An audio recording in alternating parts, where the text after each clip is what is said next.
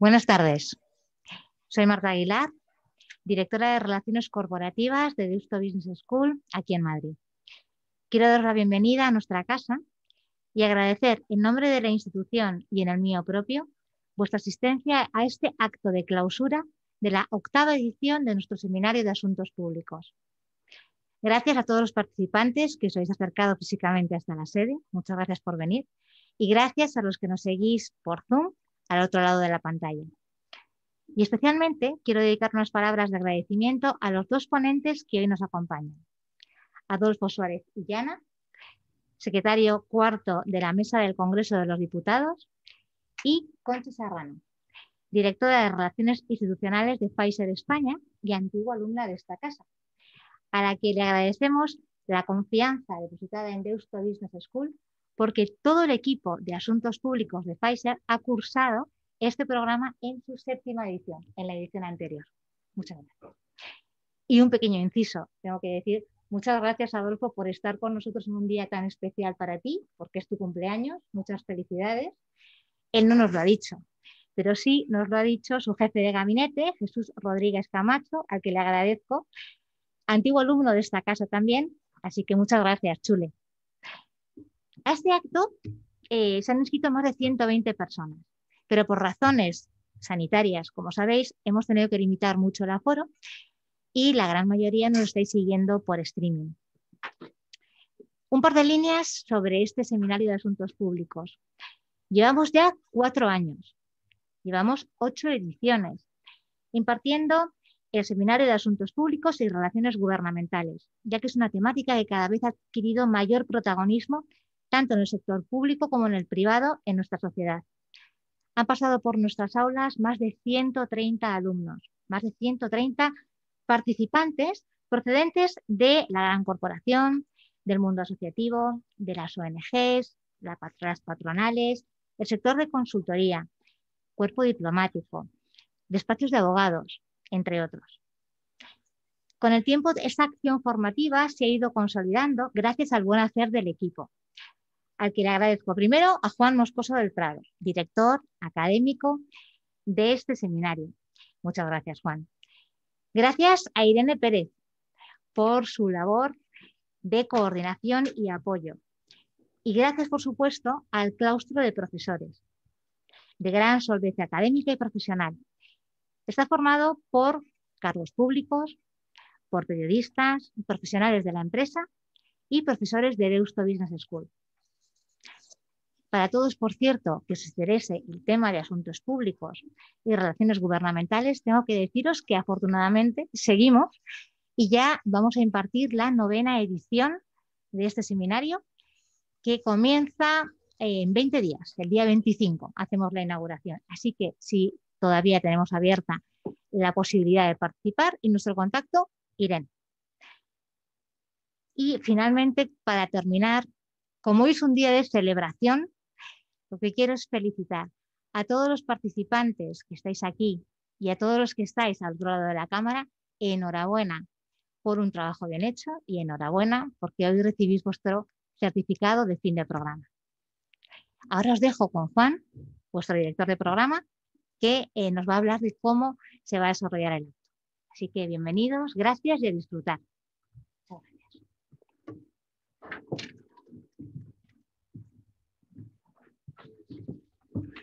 Bueno, buenas tardes a todos y a todas. Muchas gracias, Marta, por la presentación. Y como siempre es un placer y es un honor estar aquí con todos vosotros una vez más, en este caso, en este acto ya de honda raigambre en esta casa, en la Universidad de Deusto Business School, que es el acto de entrega de diplomas, de certificados del curso de Asuntos Públicos en su 8ª edición. Una entrega que solemos hacer en tiempos normales en la sede del Congreso de los Diputados. Por eso quiero agradecer muchísimo la presencia hoy aquí de nuestro amigo Adolfo Suárez Illana, que simboliza esa presencia que esta vez no ha podido ser, pero que, como siempre, nos comprometemos porque las Cortes y el Congreso se comprometen a invitarnos a todos cuando se pueda ir a hacer una reunión, una sesión, incluso una conferencia, cuando se pueda volver a visitar las Cortes. Y, por supuesto, también quiero dar la bienvenida a Concha Serrano, de Pfizer por su presencia aquí hoy y por la conferencia y el coloquio que vamos a tener ahora. Bien, hoy va a ser un acto muy sencillo. No podemos entregar los diplomas por razones sanitarias, por el COVID, por lo cual yo os quiero agradecer a todos mucho la asistencia, la presencia, el curso se ve muy bien y os voy a ir citando a todos uno a uno para que nos acordemos todos. Muchas gracias a todos, a Inara, a Alfredo, a Beatriz, a Celia, a Cristina, a Inés, a Irene, a Iván, a José Andrés, a Paloma, a Victoria, algunos estáis aquí, Pedro, Rafael, Roberto y Teresa. Venís de diferentes sectores, del sector de la industria química, de la industria farmacéutica, venís de organizaciones empresariales, venís de empresas consultoras de asuntos públicos, también de empresas como Ecoembes, que son de un ámbito diferente. En definitiva, una muy buena representación de ese espacio privado, público-privado, de cooperación, que es donde se desempeña la labor y la actividad profesional de los asuntos públicos, cada vez más profunda, cada vez más técnica, cada vez exige más profesionalidad y un desempeño más acorde con un conocimiento que ya es académico, que ya está en la universidad, como nosotros creo que damos fe de ello. Como ha explicado muy bien Marta, el 25 de mayo comienza ya la novena edición. Estamos entregando los diplomas de la octava edición. Una edición que va a ser, como siempre, parecida pero distinta a la última, con alguna innovación. Hasta ahora hemos celebrado 2 cursos consecutivos en los que nos hemos centrado mucho en algunas de las sesiones específicas en el ámbito de la salud y en el ámbito de los laboratorios y del sector salud, health, farmacia y también otro tipo de dimensiones sanitarias. Y en esta ocasión, sin desatender ese ámbito, además que seguimos muy cerca, además aquí está Concha para especificarlo, vamos a dedicar una sesión a un ámbito también de mucha actualidad, como es el de la gestión, la concesión, la tramitación de los fondos europeos del Next Generation EU y toda esta cuestión que implica una relación tan íntima y tan compleja entre lo público y lo privado, en este caso, para salir cuanto antes de la recesión provocada por la crisis del COVID, por la pandemia. Un fondo que sabéis que tiene vocación anticíclica, esto es para paliar la crisis, pero también para resolver cuestiones previas y problemas que existían en nuestra economía desde antes de la crisis, como es la necesidad de ser más competitivos, más productivos, hacer una apuesta mayor por la tecnología, por la innovación, por la digitalización, por mejorar nuestro capital humano, etc. O sea, hay cuestiones anticíclicas y cuestiones estructurales que había que acometer. Y creemos que va a ser una sesión muy, muy interesante. El curso empieza el 25 de mayo y será un curso que durará 2 semanas, 3 días cada semana, hasta el 3 de junio. Y tanto los que estéis siguiéndonos desde casa como aquí presentes, bueno, pues os invito a que repaséis el folleto y veáis cuál es su contenido, en particular, pues cuáles son sus sesiones, con lo cual será nuestra 9ª sesión. Yo poco más tengo que decir ya en este momento. Voy a hacer un poco de maestro de ceremonias, ¿no? Y lo que tenemos previsto es primero una intervención de Concha Serrano, desde aquí, desde la butaca. Luego dejaremos que entren algunas preguntas, tanto desde el online, desde los que estéis siguiendo por internet, como los que estéis aquí presentes. Después haremos lo mismo con Adolfo. Luego tenemos una pequeña sorpresa, que es un vídeo que nos han enviado, que luego cuando lo veáis, pues ya os daréis cuenta de qué vídeo es. Y al final, bueno, pues intervendrán Concha y Adolfo y luego haremos las preguntas, ¿no? Eso es conjunta, lo voy a explicar un poco más. Y luego al final también nuestra vicedecana de Deusto Business School, Almudena Izaguirre, va a intervenir en remoto, lo va a hacer porque ya está en Bilbao. De modo que calculo yo que para las 7:30, como muy tarde, pues vamos a ver acabado. ¿De acuerdo? Pues sin más, y siguiendo con el programa, ahora en primer lugar, porque ya la palabra a Concha y reitero el agradecimiento porque estéis aquí con nosotros. Muchísimas gracias y buenas tardes a todos. Lo primero, quiero agradecer también a Deusto Business School en las personas de Marta, Irene, Juan y la vicedecana Almudena, el que me hayáis invitado, que he sido alumna muy reciente, ¿no? Estoy de primero, soy alumna de soy R1, si fuese médico sería R1. Que me hayáis invitado hoy a dar esta charla y deciros que nos gustó tanto el curso que para la próxima edición hemos apuntado a las personas nuevas que tenemos en el departamento. O sea que yo ya he repartido los folletos, la verdad. Nos gusta mucho que os apuntéis. Pero en fin. Y bueno, pues me pidieron que os explicara cómo hemos hecho las relaciones institucionales durante este periodo del COVID en la compañía, en Pfizer. Y claramente ha habido dos etapas, ¿no? Una que ha sido preposibilidad de vacuna y otra posterior que ha sido posposibilidad de vacuna, y las dos con campos de minas, podríamos quizá decir, o con trampas y con enfoques diferentes. Y la verdad es que muchas veces me acordé de las cosas que nos comentabais durante el curso y las cosas que hablábamos, que fue durante el COVID, de hecho, y una de las penas que tengo es que en el curso no pudiera ser presencial porque hay una parte de interacción y de enriquecimiento con los otros alumnos que se pierde. Pero bueno, por no extenderme mucho, ¿qué pensamos al principio cuando el COVID y cuando nos quedamos en casa?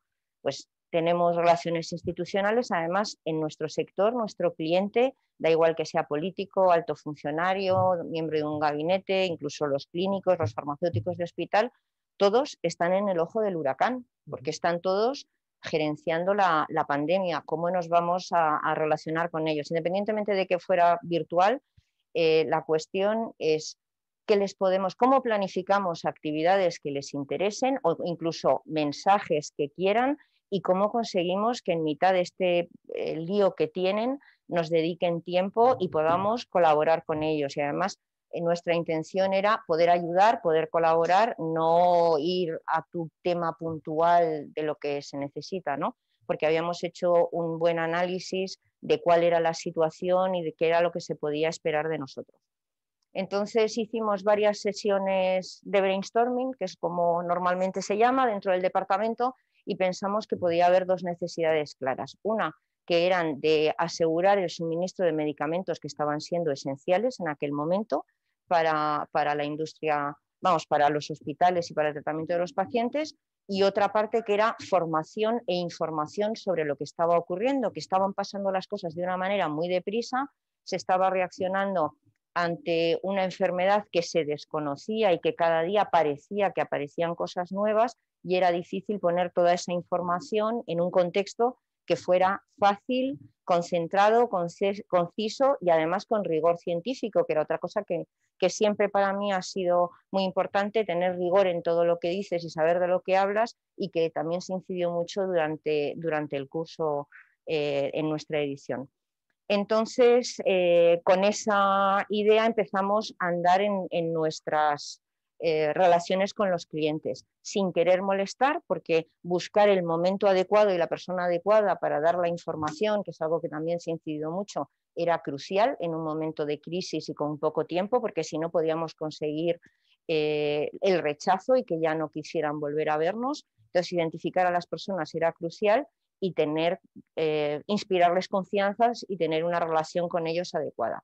Entonces, la verdad es que el suministro de medicamentos casi vino solo, porque dentro del vademecum de la compañía había varios medicamentos que eran importantes en el momento, y tuvimos que traer, y lo hicimos, encantados de la vida, y removimos, iba a decir Roma con Santiago, más bien Nueva York con Saigón, para traer antibióticos. Se está utilizando mucho la citromicina y nos quedamos sin acitromicina, la trajimos de Arabia Saudita con el prospecto en árabe, pero dio lo mismo. En fin, hay muchísimas anécdotas que os podría contar.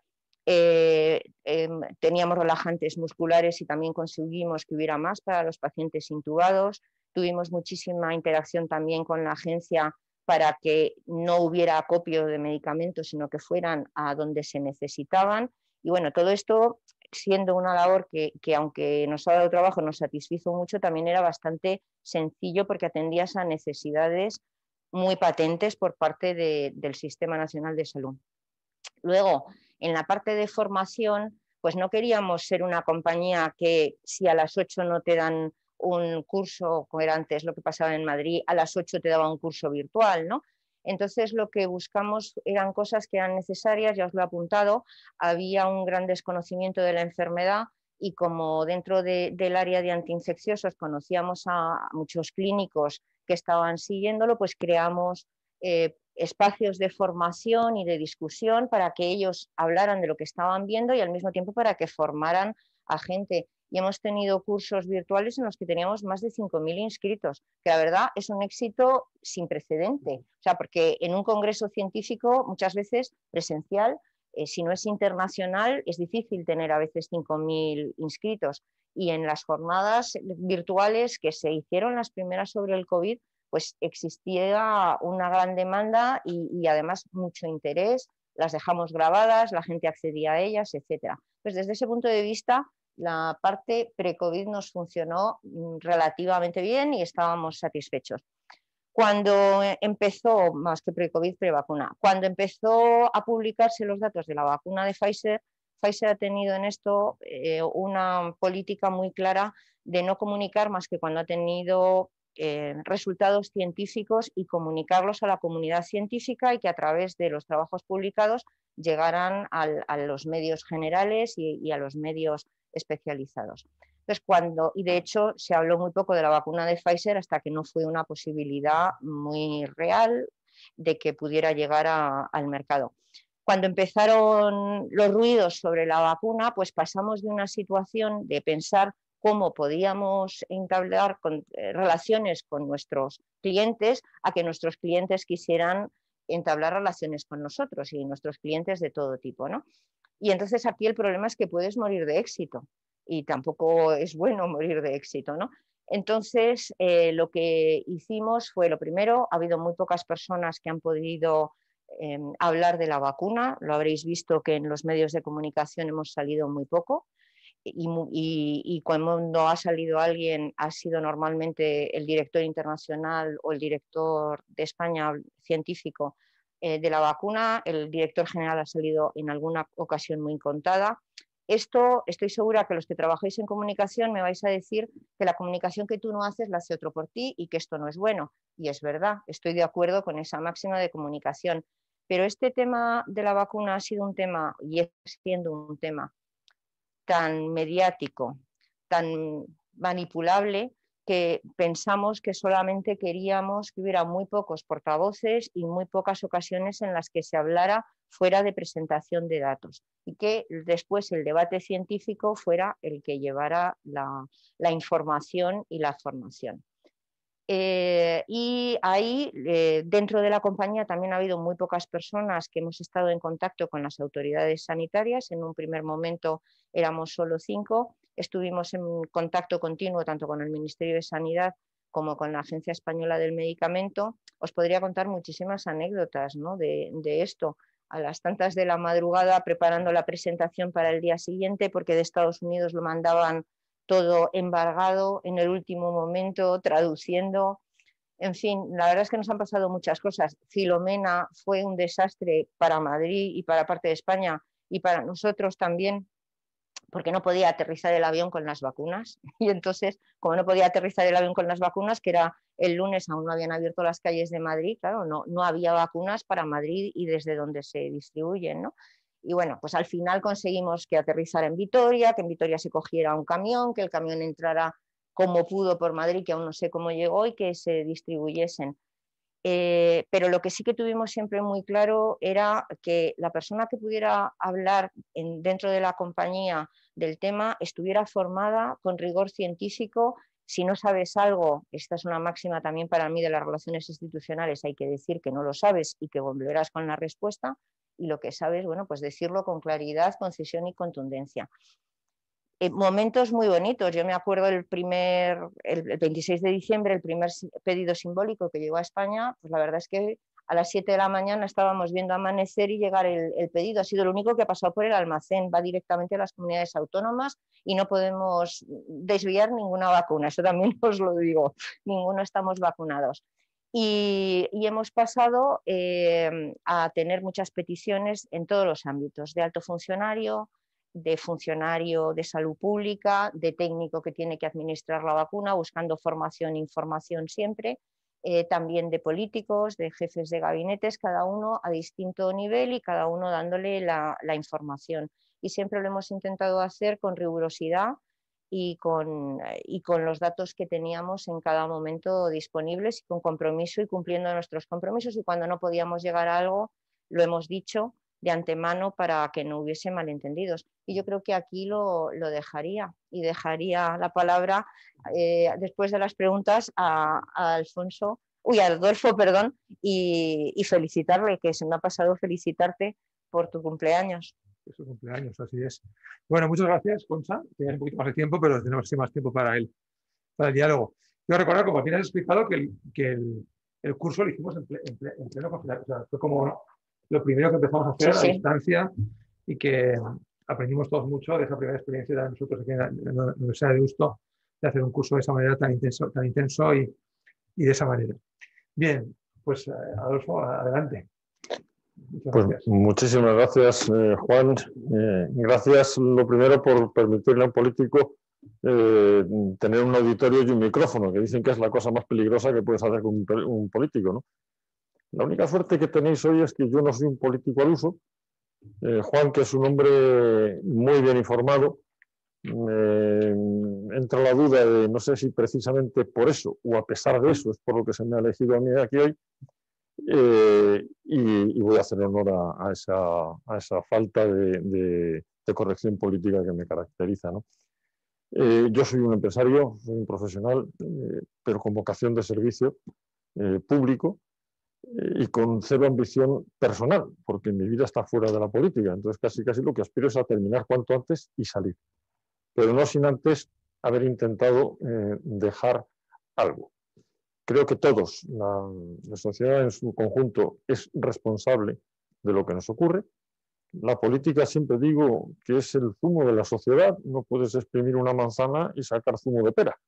Entonces, cada cosa que no nos guste o que nos guste en nuestros políticos, tenemos que acabar pensando que son culpa nuestra, porque somos al final nosotros quienes con nuestro voto acabamos poniéndoles ahí. Somos los que toleramos o dejamos de tolerar con nuestro voto el que nos representen. Por eso siempre he dicho que los empresarios deben poner su dinero donde están sus principios y no sus intereses. Por eso digo que todos los profesionales deben participar de una u otra forma, a través de la prensa, o a través de conferencias, o en su propio círculo de amigos, de la política, porque eso es hacer política, ¿no? Intentar transmitir a los demás cuál es tu sociedad ideal, ¿no? Y cómo participar en ella.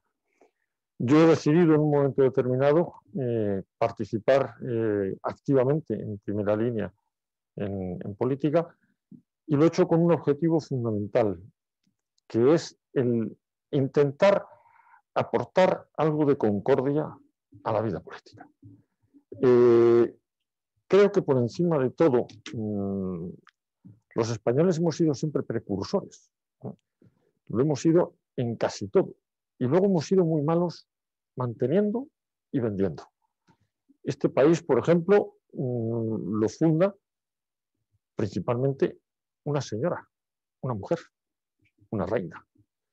Una reina que además es pionera en el trato a los indígenas y que establece una serie de normas que luego, por esa idiosincrasia hispana, hemos acabado dejando en el olvido, que eran mucho más rígidas de lo que eran en otros reinos que hoy se dicen tan, no sé cómo decirlo, tan precursores o tan promotores de los derechos humanos.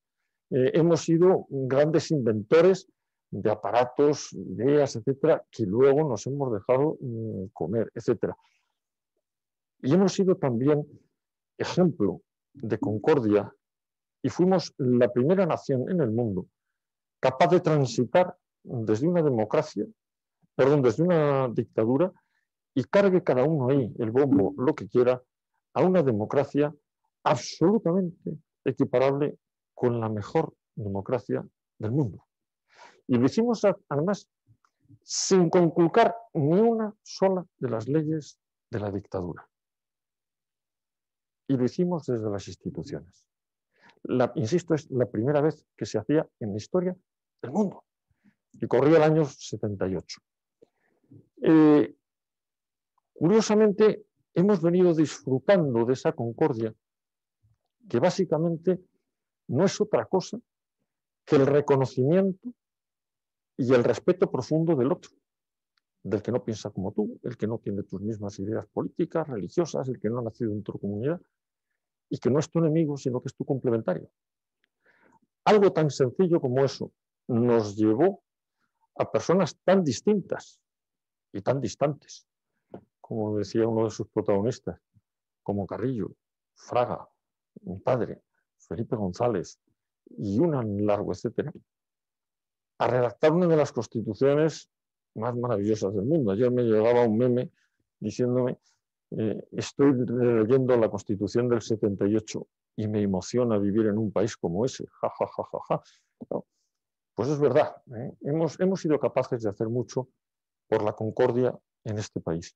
Y desgraciadamente en los últimos años estamos viendo esa falta de respeto por el otro, esa sustitución de la necesidad común por la exigencia personal, el observar al contrario como el enemigo en vez de como el adversario o incluso, mejor todavía, como el complementario. Este país no lo han construido ni los de derechas ni los de izquierdas, ni el rey ni un presidente del gobierno. Lo hemos construido entre todos, la sociedad incluida. La transición es un mérito colectivo, con sus dirigentes, y no les voy a quitar mérito especialmente a alguno, si se me permite decirlo, pero es un éxito colectivo, es un éxito de país. Por eso, dejando aparte, como decía Julián Marías, que los grandes logros no están para repetirlos, sino para aprender de ellos, tomar posesión de ellos, que significa repensarlos, hacerlos nuestros y a partir de ahí seguir construyendo. Insisto, la concordia no es lo que hay que repetir, sino el instrumento con el que todos, en cualquier generación, porque el hombre es el mismo siempre, lo que cambia son las circunstancias y la tecnología, la concordia es inherente al hombre. La concordia es el instrumento para construir un país. Creo que toda generación tiene derecho a construir su futuro como lo tuvo la pasada, pero respetando unas ciertas líneas que le permitan construir ese futuro en libertad. Esto tiene mucho que ver, la concordia, con los aspectos de cada faceta de la vida política, desde la concordia generacional, que tiene mucho que ver con los fondos, por ejemplo, y luego hablaremos de ellos si os interesa, hasta la concordia social, la concordia territorial, la concordia política. Decía que no quería ser un político al uso, no me quiero extender demasiado, creo que hay un turno de preguntas y será mucho más interesante el dejar el tiempo para que preguntéis aquello que os pueda interesar y simplemente, y por respeto a la invitación que se me ha hecho hacer esta pequeña intervención. Bueno, muchas gracias a los dos. Un aplauso para los dos. Venga. Y ahora en el diálogo volveremos sobre estos temas tan interesantes que nos habéis contado los dos. Y ahora el siguiente punto de nuestro orden del día es, vamos a ver el vídeo que tenemos preparado, ¿no? Marta lo mira. Sí. No me he saltado nada. El vídeo se pone solo. Está ahí. Bueno, ya se ha desvelado bien. Buenas tardes. Mediante este mensaje quiero daros mi más calurosa bienvenida al Congreso de los Diputados, aunque sea bajo las condiciones que nos impone la pandemia. Agradezco también la intervención previa del secretario cuarto de la mesa, don Adolfo Suárez Illana, quien, como habéis podido escuchar, es un buen conocedor del Congreso, de su funcionamiento, de su actividad y de las distintas formas de participación de la sociedad. Esta casa es, como sabéis, el instrumento de discusión e integración de los intereses y posiciones en una decisión razonada y vinculante para todos. El conocimiento, la condición de afectado, el carácter de experto o la simple voluntad política de participación son precisamente elementos importantes que merecen la atención de los diputados y de las diputadas. Pero la decisión debe necesariamente tener en cuenta también al resto de posiciones políticas y de intereses de los ciudadanos, que con frecuencia son diversos y que es necesario considerar siempre en su conjunto. Sirva esta mención de recordatorio y explicación para entender y para aceptar también mejor el hecho de que la mayoría de las veces las decisiones finales divergen mucho o poco de aquello que cada uno de nosotros esperaba. Hoy, sin embargo, lo que se espera de mí como presidenta del Congreso es mucho más sencillo y evidente. No cabe discusión sobre el éxito de un seminario que ha alcanzado ya su 8ª edición y que cuenta con el prestigio, la capacidad y el trabajo de sus organizadores en la Escuela de Negocios de Deusto y en especial de mi amigo Juan Moscoso del Prado, su director. Juan, sabes que te echamos de menos en el Congreso en la misma medida, seguramente, al menos que los participantes de este seminario han podido disfrutar de tus conocimientos. Juan Moscoso del Prado representa para mí el ejemplo de lo mejor de la política que en la situación actual es más necesaria que nunca, la política de la ponderación y del respeto, la política que huye del enfrentamiento y del radicalismo, la política, en definitiva, que busca la interlocución y el acuerdo con el que piensa distinto.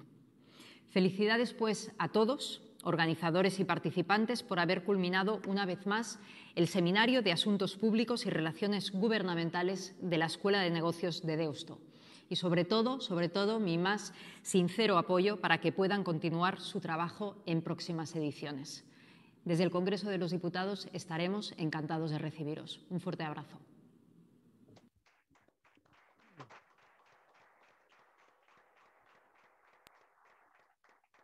Bueno, me emocioné un poco cuando lo vi porque no se entendía muy bien, ¿no? Pero estas cosas de la amistad, ¿no? Yo estuve en esa casa 3 legislaturas también, como sabéis, 13 años, y la sala de reloj. No, es una de las que debéis pedir. Hasta los muebles, por eso. Y los objetos históricos. Bueno, muchas gracias a los dos. Creo que la intervención de la presidenta también nos ha subrayado la invitación que yo, a través suya y de Adolfo y por supuesto con Concha, hemos cursado a todos, que es que iremos pronto al Congreso. Yo creo que ya se empieza a ver luz hacia este largo túnel y Congreso empezar a restringir también las medidas. Un día raro, con poco aforo, sin pleno, una hora extraña. Y podemos ir a ver pasearnos por sus salas y ver el hemiciclo y estar con Adolfo y con la presidenta Meritxell Batet y con todos nosotros. Tenemos ahora un rato para preguntas y respuestas. Yo tengo, mientras vais pensando las preguntas y mientras Irene también está aquí gestionando el WhatsApp con los que están online, yo tengo dos preguntas, ¿no? Una para Concha, que has explicado muy bien, ¿no? Las dificultades, un tema muy vinculadas a los asuntos públicos, ¿no?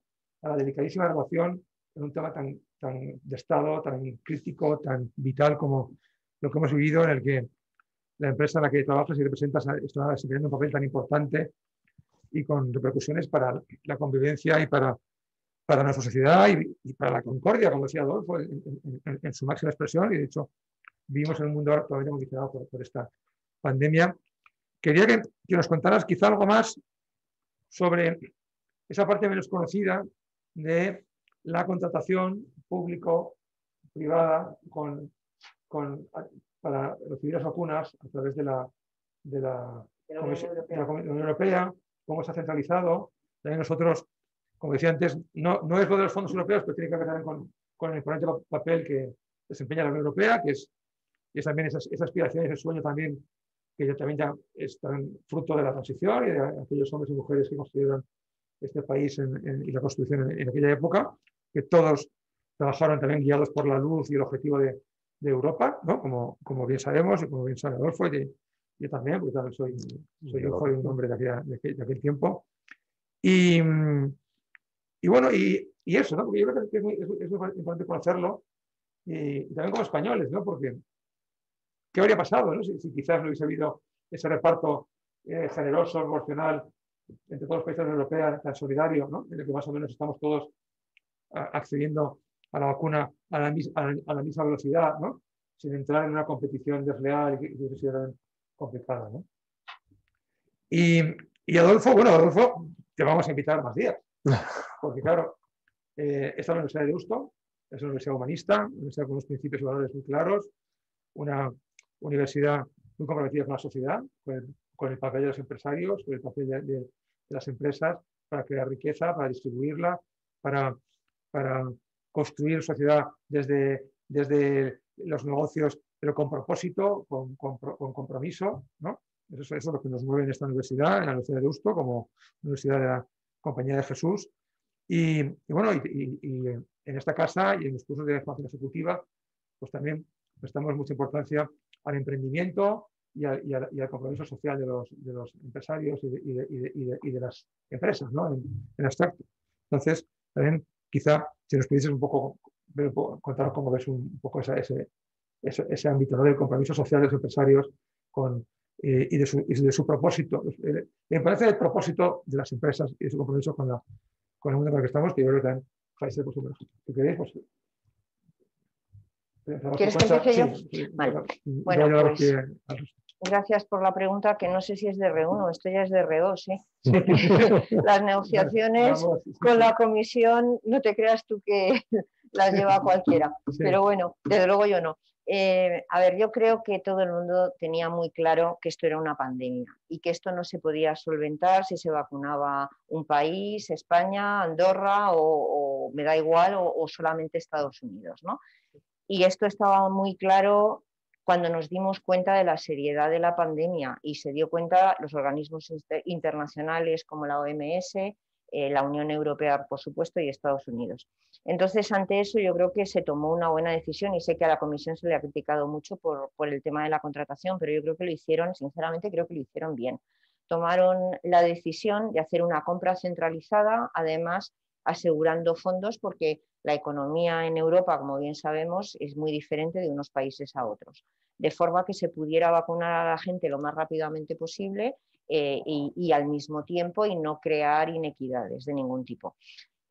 Una vez que ya estaba tomada esa primera decisión, la segunda decisión era, bueno, aquí hay unas potenciales vacunas y no sabemos cuál, en esta carrera por tener una vacuna, cuál va a llegar al final, si es que alguna va a llegar al final y en qué momento van a llegar.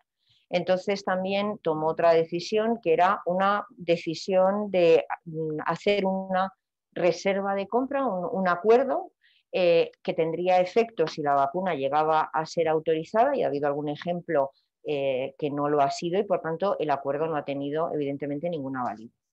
Llegado a ese punto, pues se empezó a negociar con las distintas compañías que estábamos con un cierto viso de poder tener una vacuna en un tiempo prudencial, ¿no? Entre las cuales estábamos. Y ahí ya la velocidad de negociación fue diferente en las distintas compañías, pues yo creo que por las distintas idiosincrasias, ¿no? La primera compañía con la que se empezó era una compañía europea, que tenía sentido, que además había hecho parte de su investigación con una universidad estatal, y parecía que era lo lógico apostar por aquello, ¿no? Y además estaba quizá en ese momento, no quizá, estaba más avanzada y tenía una tecnología más habitual para las vacunas, con lo cual, pues con mucha lógica, podría ser la primera que hubiese llegado al mercado. Con nosotros empezó también más o menos cuando publicamos un poquito después, cuando publicamos los primeros datos en una revista científica, y llevábamos en nuestra contra que somos una compañía muy americana, con lo cual estamos dominados mucho por los abogados. Esto tiene sus ventajas, pero que las tiene, pero también en algunas ocasiones tiene sus inconvenientes. Y cuando hablas con abogados americanos y con abogados europeos, el planteamiento es bastante distinto. Yo recuerdo un día a las 11 de la noche llamando al abogado del Estado del Ministerio de Sanidad y diciéndole, por favor, dile al ministro que firme el contrato. Esto es off the record, ¿no? Sí. Somos el único país de Europa. No sale de España. No sale de España, vale. Somos el único país de Europa que no ha firmado el contrato. Y contándole milongas a Central, porque claro, por otro lado nos llamaban, oye, ¿qué pasa? ¿Por qué España no firma el contrato? Que si no lo firmáis os vais a quedar sin vacunas. Yo no quería ni pensarlo. Bueno, al final, como pasa siempre en España, somos muy buenos improvisando y haciendo las cosas, sobre todo bajo presión. Se firmó el contrato y las vacunas están aquí. Y bueno, pues la negociación nuestra no fue fácil. Fuimos de las vacunas de primera ola la última que firmó y no fue fácil por el tema de ponerse de acuerdo los abogados de Nueva York con los abogados europeos. Fue el escollo fundamental. En el momento que hubo un acuerdo en las cláusulas, y además es que encima luego entran ya a última hora hasta temas idiomáticos, porque cuando trasladas el contrato a cada país lo traduce a su idioma y luego los comentarios que hace los vuelve a traducir. Y entonces el abogado nuestro de Nueva York, que digamos que es un poco especial, pues decía, el que más manda, que no le gustaba la redacción en inglés y que no lo quería firmar. Y entonces otra vez para atrás y al final, bueno, pues terminamos eso a las 11 de la noche diciéndole al español, mira, da igual, si el sentido es este, por favor, firmadlo y ya está.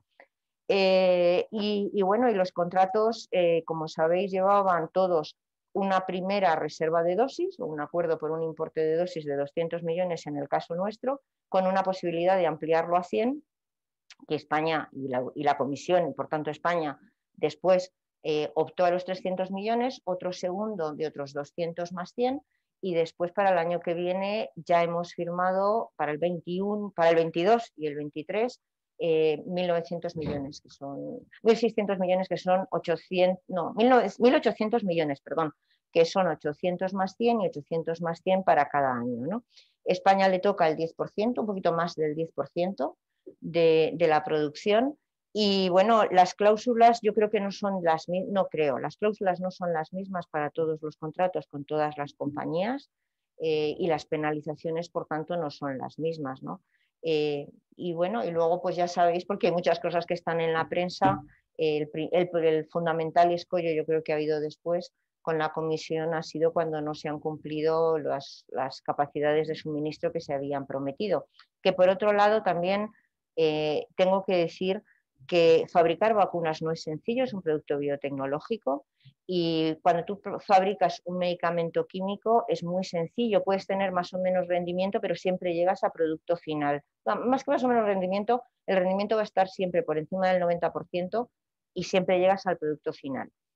Te puede salir más o menos caro según el método de síntesis, pero cuando tú fabricas un producto biotecnológico, pues o lo controlas muy bien todos los procesos y tienen mucho más control de calidad por eso que los tradicionales de química sintética, o si no puedes acabar con algo que no tiene nada que ver con lo que quieres llegar al final, que es yo creo que lo que le ha pasado a alguna compañía que ha tenido 2 fermentadores que les funcionaban muy bien y en otras 3 fábricas no les han funcionado tan bien y han estado al rendimiento de 30 y no podían suministrar. Habréis leído en la prensa, y me estoy enrollando, perdona. Una pregunta técnica, que tengo una vena de ciencias. Los fermentadores, ¿cómo se produce el ARN mensajero? ¿Qué hay dentro de los fermentadores? Bueno, los fermentadores llevan muchas cosas. Es que no solo lleva el RNA mensajero. El RNA mensajero viene de una célula madre que lo aíslas. Y luego lleva una capa lipídica, que la capa lipídica, para que funcione en concreto nuestra vacuna o las de tecnología de ARN mensajero, es tan importante como la parte de la espiga. Y esa es muy difícil de hacer. De hecho, nosotros, para que os hagáis una idea, tenemos más de 100 componentes para la fabricación de nuestra vacuna que vienen de más de 30 países distintos. Entonces, este ha sido otro problema, que también si queréis lo comento. Cuando la Unión Europea no ha dejado salir producto porque no quería que se exportasen vacunas. Bueno, pues teníamos nosotros en concreto mucho miedo de que no nos dejaran, porque había productos que vienen fuera de la Unión Europea, ¿no? Y si no nos hubieran dejado entrar la capa lipídica que no viene de la Unión Europea, no hubiéramos podido hacer la vacuna. Y algo tan sencillo como que si no tenemos viales, que tampoco todos vienen de la Unión Europea, os tendréis que hacer una idea que la demanda que hay ahora mismo de viales de vidrio de los que llevan la vacuna, que son prácticamente los mismos para todos, es brutal, como nunca se ha visto en la vida. Pues si un día nos quedamos sin los viales de vidrio o sin los tapones, no vamos a poder llenar. Así de sencillo, ¿no? Y si no puedes llenar, aunque tengas todo el producto en el fermentador ya terminado, no puedes administrar vacunas. Lo mismo pasó con las jeringuillas, que son especiales. Y bueno, y otra anécdota que nos ha ocurrido es que 3 pruebas de control de calidad no se pueden hacer en Europa porque no hay tecnología para hacerlo. La tecnología la tenemos en Estados Unidos y aún no se ha podido traer aquí. Entonces, todos los lotes de nuestra vacuna, hay muestras que van a Estados Unidos previos a la liberación para hacer las 3 pruebas. Nos los pararon en Bruselas, en la frontera, porque estábamos exportando vacunas y les explicamos que no, que eran muestras de control de calidad.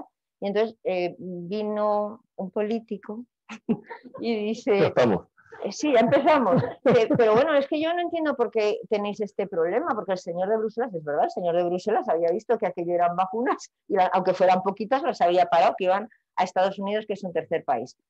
Esto se soluciona rápido. Poned esos viales que son para control de calidad en otros viales distintos a los de vacunas y con eso ya nos los paran. Y claro, dices, pero vamos a ver, esto no se puede hacer porque tú controlas los lotes que fabricas, no puedes hacer unas muestras solamente para que me las prueben. Entonces, si estas me salen bien, las otras ya me da igual. Tienen que ser igual. En fin, han pasado cosas pues muy divertidas, ¿no? Muy divertidas. Unas anécdotas, bueno, que la verdad es que trabajar en esto, yo hubiera preferido no tener esta experiencia porque hubiera sido que no hubiera habido la pandemia, pero ha sido un privilegio, es un honor y conlleva mucha responsabilidad. Pero bueno, en cualquier caso, los fermentadores además llevan tiempo también de producción, por eso nosotros en un momento dado hicimos una parada en fábrica para poder hacer lo que se llama un scale-up, que es aumentar la producción, para poder aumentarla y controlarlo. Hemos hecho acuerdos con alguna compañía como Novartis, que tiene tradición de hacer vacunas también y sabe la tecnología, para poder tener más capacidad de fábrica, y aún no ha salido una vacuna de allí, porque no se puede improvisar. Tienes que primero, aunque te den la tecnología y les expliques cómo, tienes que tenerlo todo preparado. Tienes que hacer al menos 3 lotes, ver que están todos bien controlados, que primero la compañía se quede tranquila de que está al nivel de calidad que tiene que tener y que no hay fallos. Después presentarlo a las autoridades regulatorias, que en este caso es la EMA, cuando tengamos todos los datos, incluidos estabilidad, y que te lo autoricen. Entonces esto no es decir, oye, cojo cualquier fábrica, pues aspirinas o cualquier producto de síntesis química, es mucho más sencillo. En 2 meses tienes la fábrica funcionando, aquí no. Muy bien. Bueno. Y ahora, Vamos, Adolfo. y el segundo toro me toca a mí, ¿no? Sí. Te he quitado tiempo. Para... No, me has puesto facilísimo el asunto, o sea, para callarme y seguir escuchándote. O sea, entre lo buena comunicadora que eres, el tema imbatible que estás tocando, que es un tema estrella que a todos nos apasiona, lo mío es francamente complicado, ¿no? Y como además sé que una de las perrerías que os hacen a vosotros durante el curso es daros muy poco tiempo para contestar y exponer vuestros problemas, yo casi voy a limitarme todo lo que pueda, ¿eh? Aunque yo de este tema os aseguro que me podría estar hablando horas, ¿no? Relaciones política-empresa, empresa-política. Intentaré ser muy breve para dejar más tiempo a preguntas, sobre todo para que Concha nos cuente más cosas que a mí me tiene fascinado. Yo las relaciones política-empresa las encuadraría alrededor de 2 palabras fundamentales: independencia y libertad. El político puede ser no dependiente, como yo, porque pertenezco a un partido y debo una lealtad a ese partido, ¿no? Pero lo que nunca puede hacer es dejar de ser libre, porque en ese momento deja de ser útil, ¿no? Pasa a ser gregario. Y la libertad de un político debe basarse, primero, en no tener miedo a enfrentar su vida fuera de la política y tener pánico a que alguien le pueda decir un día que hace X tiempo dijo lo contrario o que no cumplió aquello que dijo. Eso por la parte del político. Y por la parte del empresario necesita independencia del político y necesita también una inmensa dosis de libertad. Y en España la relación entre empresarios y políticos no acaba de ser buena. Hay un exceso de dependencia de muchos empresarios de la política, porque en la política el Estado es uno de los contratistas fundamentales, es uno de los actores fundamentales, y eso no es bueno. hay mucha dependencia de lo que una decisión política pueda acarrear. Y luego hay también poca cultura empresarial, ¿no? Una vez más tenemos ejemplos de éxito maravillosos y únicos que salen de un origen extremadamente humilde a lo más alto de los rankings mundiales de fortuna, y no precisamente porque les toque la lotería, sino a través de un trabajo extenso, profundo y laborioso a lo largo de muchísimos años, que creo que es la forma en la que se debe ahondar.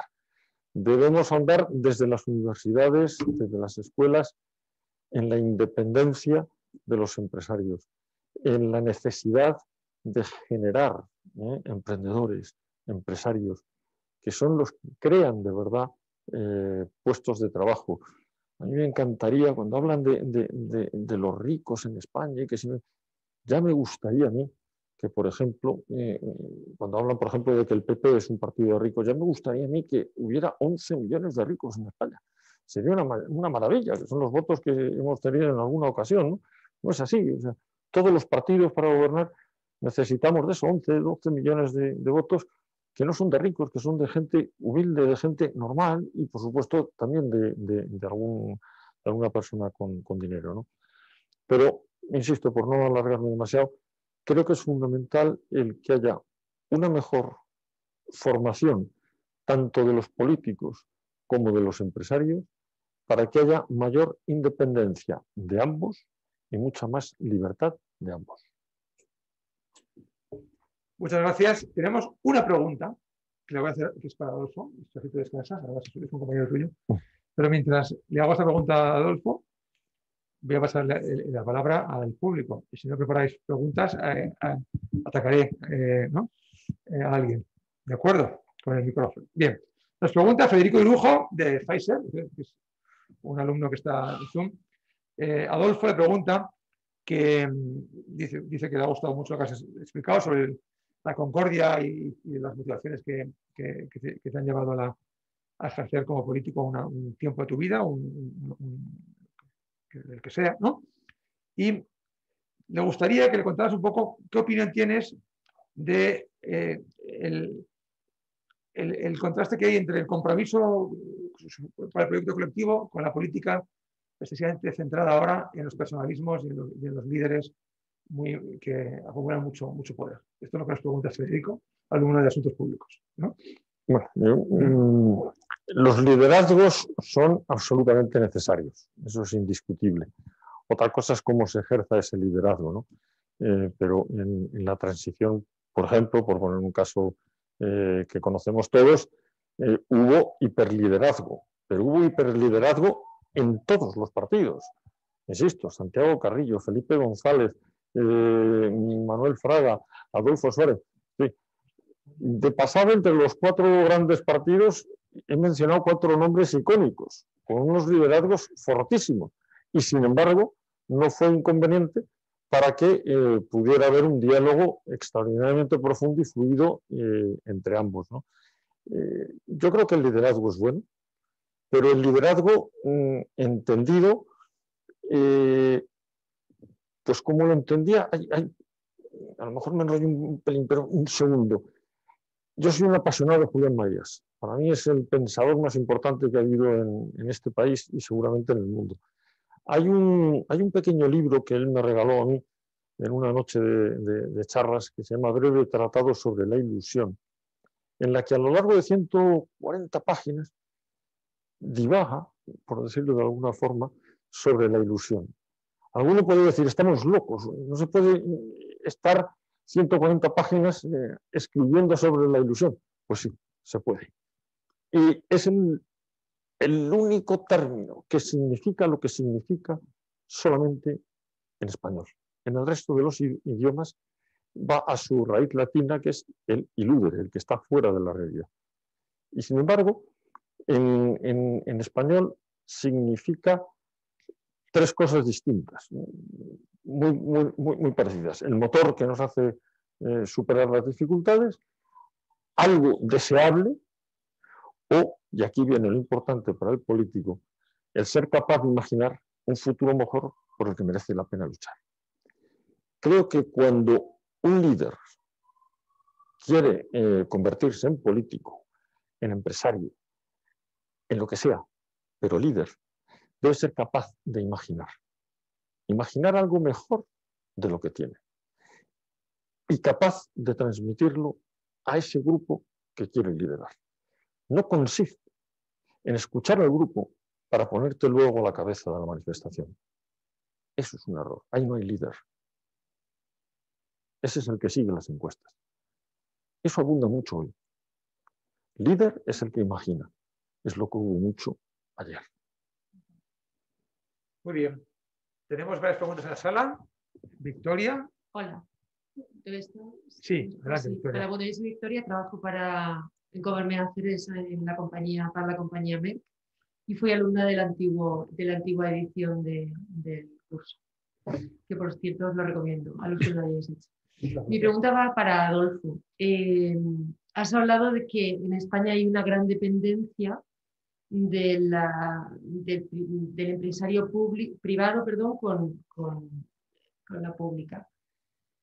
¿Sucede así en otros países europeos? Y si es así, ¿tú qué propones para que esa dependencia, porque parece que tiene una connotación un poco negativa, qué propones para que eso sea más fluido, esa relación, o más transparente, o que no la consideremos como algo negativo? La dependencia del presupuesto en determinados sectores es casi inevitable, ¿no? Las grandes obras públicas, por ejemplo, son parte de la administración, de las distintas administraciones, y eso debe seguir siendo así. Ahí es donde efectivamente tiene que haber una gran transparencia, los concursos, etcétera, todo lo que se quiera. Sabemos que eso no ha sido óbice para que se hayan conocido lamentables casos de corrupción, y lo que hay que hacer es no intentar, que sí, evitar la corrupción, sino ser tremendamente contundentes cuando ésta se produce. Es imposible evitar los delitos al 100%, pero una sociedad lo que sí puede hacer es ser ejemplar a la hora de castigar cuando se producen esos delitos. Eso por un lado. Y por el otro lado, en la formación de los empresarios, y que estos efectivamente no dependan de un solo cliente. Eso es una cultura empresarial, que cuando tú te centras en un determinado negocio y vas reduciendo tu número de clientes, tu dependencia acaba siendo extraordinaria. Estás reduciendo tu independencia y tu libertad para poder hacer una política. Entonces, en los dos lados hay que poner el acento. Muy bien, muchas gracias. Tenemos una pregunta aquí también, en sala. Gracias. ¿Se oye bien, no? Sí, muy bien. Sí, soy Irene Tato, presidente de la Fundación AMRES Salud de África. Lo primero, agradeceros los testimonios muy interesantes ambos. Y la pregunta os la lanzo a los dos, ¿no? Tanto a Concha como a Adolfo. Mirad, yo siempre que intervengo en este curso lo hago desde el tercer sector, ¿no? O sea, soy empresaria, pero indudablemente mi vocación de servicio público, que ha sido desde siempre, hace casi 30 años que he querido de alguna forma intervenir o poder colaborar y dejar, ¿no?, una sociedad mejor. Nunca se me ha pasado la tentación de hacerme política o trabajar con política. Siempre ha sido desde las ONGs o las fundaciones. Y os quiero transmitir por qué tengo la impresión cuando colaboramos, que lo hacemos, ahora mismo la Fundación en África está haciendo distribución de vacunas y ese papel social no está tan presente. Cuando nos reunimos con los políticos, ellos no piensan en nosotros, en las fundaciones y asociaciones. Como tercer sector, piensan en sindicatos, piensan en patronales y nada, simplemente es, ¿no?, que en sociedad civil existimos y que el servicio público creo que también se hace desde las fundaciones. Y un poco preguntaros por vuestra experiencia, ¿no?, respecto al papel de las fundaciones. ¿Qué tenemos que hacer para que se nos oiga más? Porque a lo mejor no reivindicamos suficientemente, ¿no?, el rol que aportamos, que creo que es importante. Humildemente, os la digo. Sí, muchas gracias. ¿Empiezas tú? Juan Carlos se coge. Es complementario. Bueno, yo debería recomendar que la gente dedicase algún tiempo de su vida a la política, pero se me hace francamente difícil el recomendar vivamente la participación activa en política, dada mi experiencia, ¿no? Pero bueno, hay muchas formas de participar, como he dicho antes, en la política, en la vida pública, y dejar tu grano de arena. Y una de ellas es precisamente el participar a través de este tipo de organizaciones, fundaciones, ONGs. Te podrás encontrar con muy distintos políticos y que se lo toman de muy distinta forma. Yo les contaba antes a los organizadores que una de mis pasiones y de mis mayores dedicaciones es precisamente acudir a universidades, escuelas, y cuando digo escuelas digo a ver a chavales de 12, 13 años y me paso haciendo lo mismo que estoy haciendo aquí durante 2, 3 e incluso 4 horas. Y os doy mi palabra menor. 3, 4 horas charlando con chavales de 14 años sobre filosofía, ética, política, y en barrios. Y la gente escucha y está ávida. Y la otra parte la dedico a fundaciones, ONGs y a ver gente que se deja la vida para ayudar a los demás. Normalmente los necios suelen poner el acento a la hora de los proyectos en el dinero, en la escasez de dinero para poder llevarlos a cabo. Cuando los que estamos en la empresa y lo vivimos a diario, sabemos que el dinero al final aparece, siempre y cuando haya una buena idea y una persona comprometida con ella. En las fundaciones, en las ONGs, desde mi experiencia política, es cuando estoy empezando a ver por primera vez buenas ideas, gente comprometida hasta el extremo en su vida y donde la verdad lo que falta es el dinero, el apoyo de las administraciones, sobre todo en ayuda a discapacitados, en ayuda a gente necesitada, y ahí es donde efectivamente a mí me quiebra el alma, de verdad, y donde hace falta quizá poner más énfasis desde las administraciones. Yo, por mi parte, añadiría que nosotros somos un sector muy regulado, entonces nuestras relaciones con las asociaciones de pacientes y las fundaciones están muy limitadas y además yo creo que es adecuado que sea así, por supuesto, que tiene que haber un marco legal que nos regule y que indique dónde están las líneas rojas y qué se puede y no se puede hacer. Pero añadiendo a lo que también ha explicado Adolfo, diría que se pueden hacer muchas cosas y cuando hay una buena idea se sigue adelante con ella. Y hay muchas veces cosas que no necesitan dinero. Nosotros hemos tenido muchas relaciones con asociaciones de pacientes y necesitaban más que el dinero que les enseñaras, por ejemplo, cómo montar una web para estar en contacto con otros pacientes, que les fuera un médico a contar lo que podían esperar de su enfermedad, que les enseñaras cómo se hace el llamado en inglés, porque eso es lo que nos gusta, el fundraising, ¿no? Cómo sacar fondos. Pero efectivamente tú puedes saber cómo sacar fondos, pero si no tienes detrás un proyecto que lo merezca, es una abogada, nadie te los va a dar, ¿no?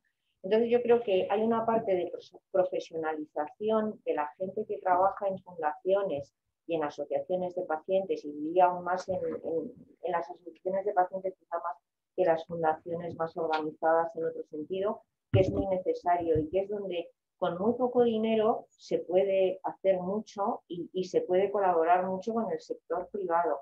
Lo que tiene que haber, además de lo que mencionaba también antes Alfonso, de la independencia y la libertad, tiene que haber también una relación de confianza.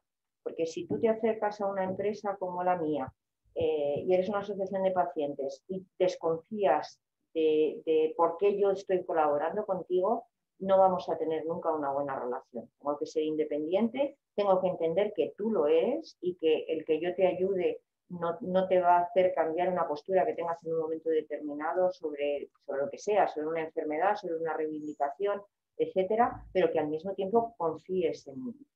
Y si eso se da así, se pueden hacer muchas cosas en conjunto, creo, basándose en eso. Muy bien, muchas gracias. Tenemos una última pregunta. Tiene que ser muy breve, porque tenemos ya nuestra directora general preparada para... Sí. Gracias a los dos. Yo una pregunta para Adolfo, soy José Andrés Eliza. director de Relaciones Institucionales de CLECE, alumno también de la 8ª edición. Y una pregunta muy rápida. Has hablado, Adolfo, de concordia y has hablado también de que los políticos terminan por ser un reflejo de la sociedad, cosa con la que estoy absolutamente de acuerdo. Pero me da a mí la sensación de que vivimos tiempos distintos, en el cual actualmente a mí me da la sensación de que es la sociedad la que es un reflejo de los políticos actuales y que lo que han traído consigo pues ya no es la concordia, sino más bien una crispación y sobre todo una cierta polarización, que nos está llevando a una situación en la que ninguno estamos cómodos actualmente y donde hay un exceso de radicalidad y donde la concordia pues de momento no se ve. ¿Nos puedes dar algo de luz en qué debería suceder para que recuperáramos ese espíritu tan reconocido en el ámbito de la, digamos, de la transición y que echamos mucho de menos? ¿Qué deberíamos hacer unos y otros? Mira, tenemos también un café después con todo el mundo, ¿no? Digo porque aquí, esto daría para toda una conferencia y de hecho tengo una conferencia sobre esto, ¿no? Pero por intentar, señor Máximo, mi dedicación ahora mismo es prácticamente atender puentes entre el Partido Socialista y el Partido Popular. Para mí eso es lo más importante. Insisto, este país, lo he dicho antes, no lo construyó una parte, lo hemos construido entre todos. Y ese todos es el 90% del espectro político de la sociedad. Está o estaba representado por una opción de centro-izquierda y una opción de centro-derecha, ¿no? En un momento determinado fue la UCD, el PP y el PSOE. Desgraciadamente, el PP y el PSOE, ambos son los culpables de la situación que vivimos hoy en día, fundamentalmente porque no han sido capaces de conceder el uno al otro lo que debían y han acabado cediendo a terceros lo que nunca debieran haber cedido.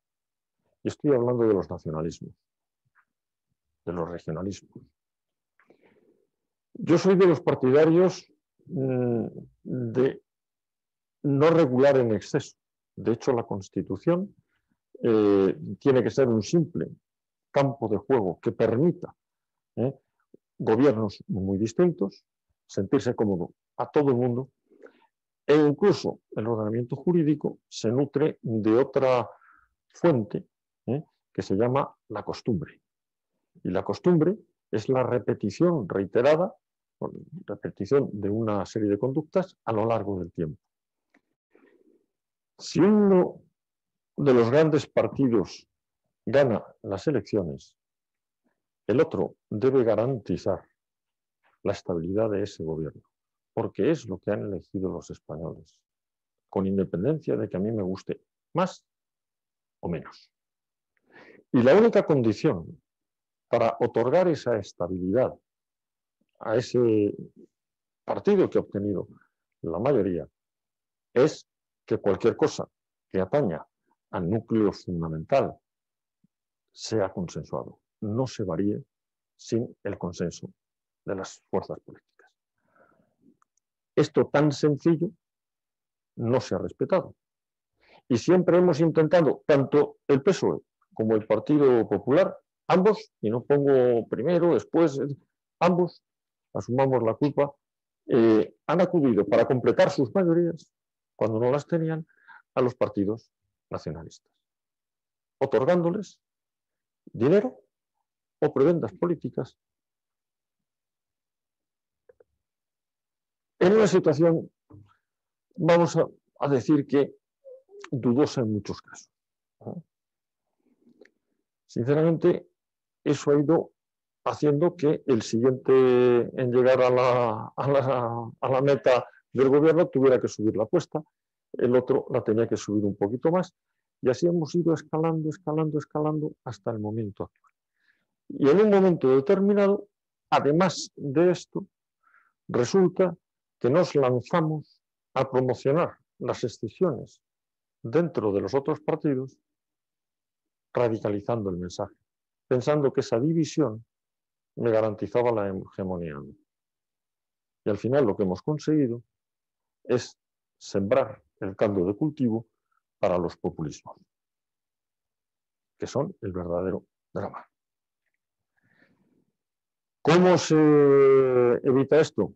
Pues no es fácil, no es fácil, pero hay que echarle unas dosis de responsabilidad enorme, de humildad, de reconocimiento del adversario, de rebajar el clima de crispación, autolimitarte en tus expresiones, en tus manifestaciones, porque siempre digo que si yo le llamo algo a un adversario y soy el número 1, mi número 2 multiplicará su venablo, por decirlo de alguna manera. El número 3 ya será insulto, el 4 será ataque y al final acabamos justificando la agresión.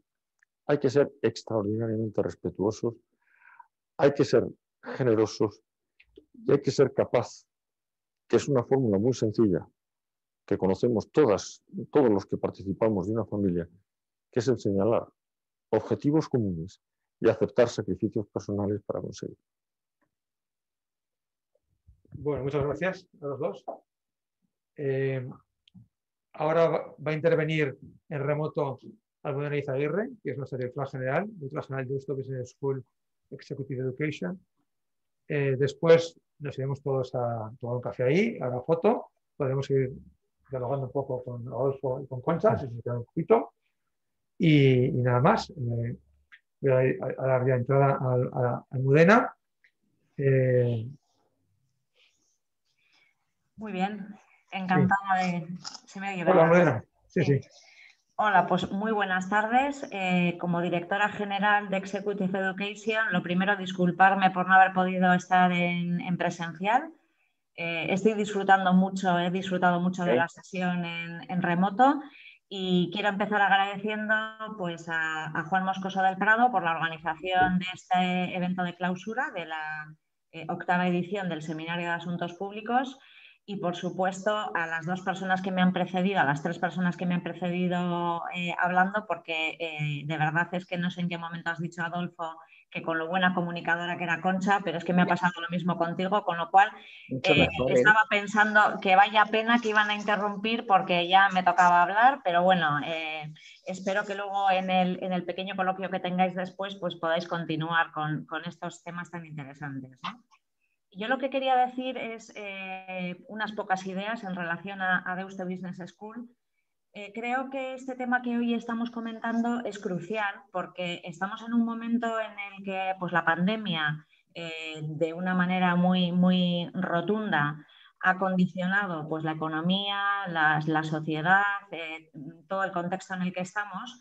Y más que nunca se ve necesaria la fuerza de la educación, ¿no? Estabas mencionando en los últimos minutos, Adolfo, la importancia de tender puentes. Yo creo que la Compañía de Jesús, si por algo se ha caracterizado, es por esa invitación a que se hablen en los distintos grupos, las distintas religiones, las distintas organizaciones. Y yo creo que de esa manera podremos, de alguna manera, cumplir con la misión de Deusto Business School, que es pues, lograr un mayor equilibrio económico, medioambiental y social y, de alguna manera, pues, hacer un mundo próspero, justo e inclusivo, ¿no? Para todas las personas. Con lo cual, me encanta haber estado en este acto de clausura porque la verdad es que las palabras que se estaban diciendo están en plena armonía, ¿no? con el mensaje que queremos trasladar.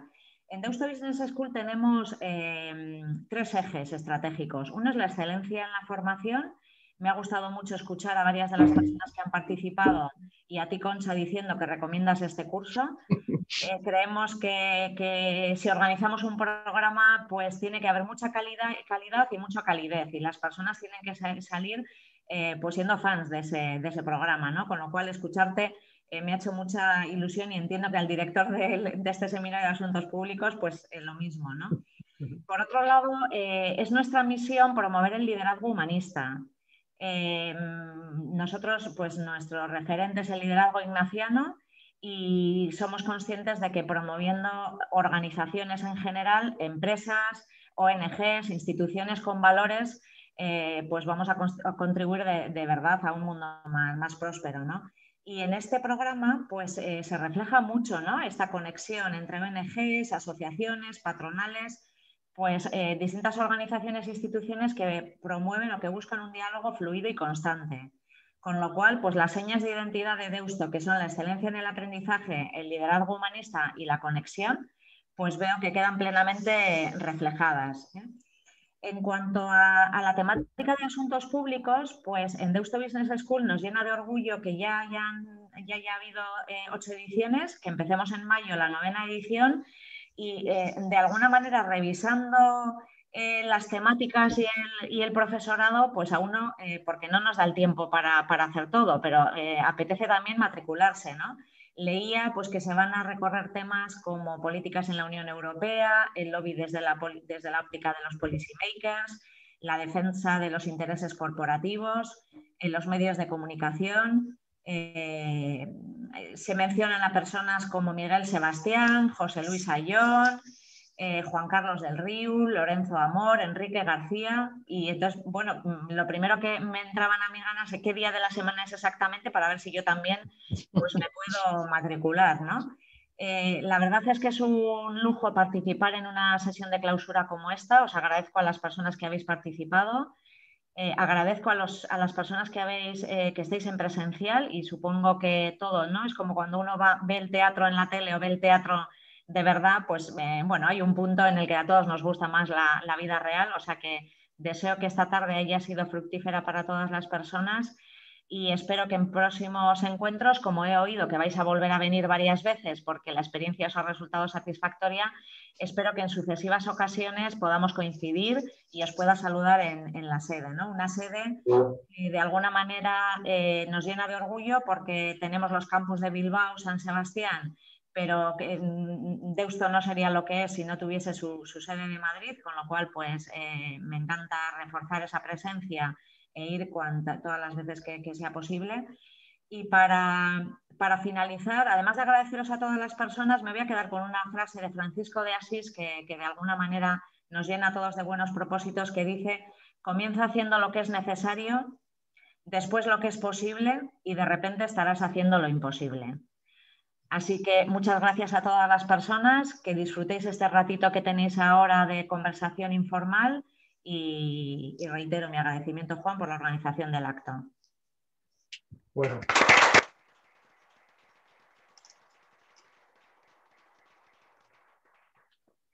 Bueno, pues muchas gracias, Almudena. Con esta intervención cerramos ya el acto.